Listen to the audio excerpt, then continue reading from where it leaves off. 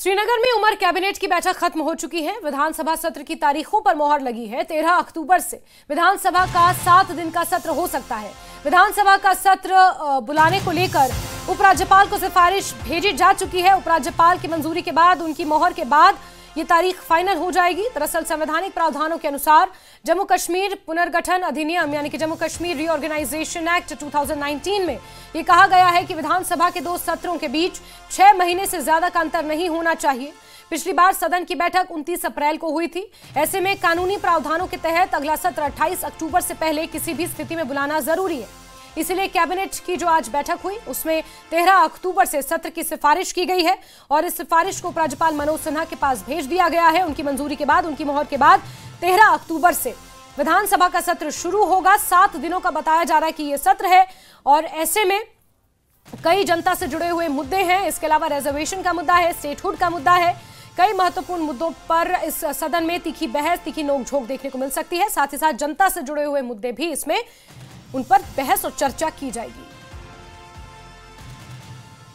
CM Omar Abdullah की cabinet meeting आज Srinagar civil secretariat में इख्तिताम पजीर हुई, जिसमें ये प्रस्ताव दिया गया है उपराज्यपाल मनोज सिन्हा को कि 13 अक्टूबर से लेकर 20 अक्टूबर तक एक छोटा सेशन जो है असेंबली का वो बुलाया जाए।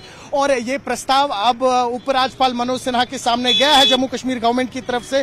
किस तरीके से इस पे आगे उपराज्यपाल मनोज सिन्हा नजरसानी करेंगे, क्या कोई डेट्स में तब्दीली होगी, क्या कोई जगह में तब्दीली होगी, यानी कि ये जो असेंबली सेशन है ये कश्मीर असेंबली में होगा या जम्मू में होगा, ये भी उपराज्यपाल को ही डिसाइड करना होगा। वही अगर हम सूत्रों के हवाले से माने तो कुछ इंपॉर्टेंट चीजें हैं जो आने वाले इस सेशन में डिस्कस होंगी, जिसमें से स्टेटहुड जो है वो सबसे पहला मुद्दा है जो डिस्कस होगा। और साथ ही साथ हमने देखा इस बार किस तरह से नेशनल हाईवे के क्लोजर के चलते हुए जो एप्पल ऑर्किड्स थे या एग्रीकल्चरिस्ट थे, करोड़ों में उनका नुकसान हुआ है।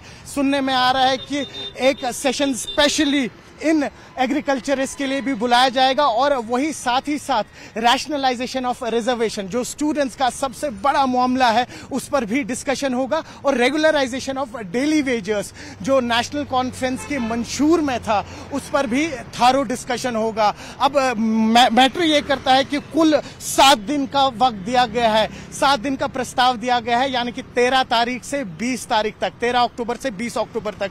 तो कई सारे ऐसे इश्यूज हैं जो डिस्कस करने होंगे। कितना वक्त मिल पाएगा, क्या 0 आवर्स में कुछ डिस्कशंस रखे जाएंगे। और वही सबसे बड़ा सवाल ये है इस वक्त यहाँ पर कि ऑपोजिशन जो है उनके कई सारे मुद्दे थे जो उन्होंने पिछले असेंबली सेशन में जो जम्मू में हुआ था नहीं उठा पाए थे, जिसमें लिकर बैन का एक बिल था जो इंट्रोड्यूस करना था, साथ ही साथ लैंड रिफॉर्मेशन पे भी एक बिल था जो नहीं आया था।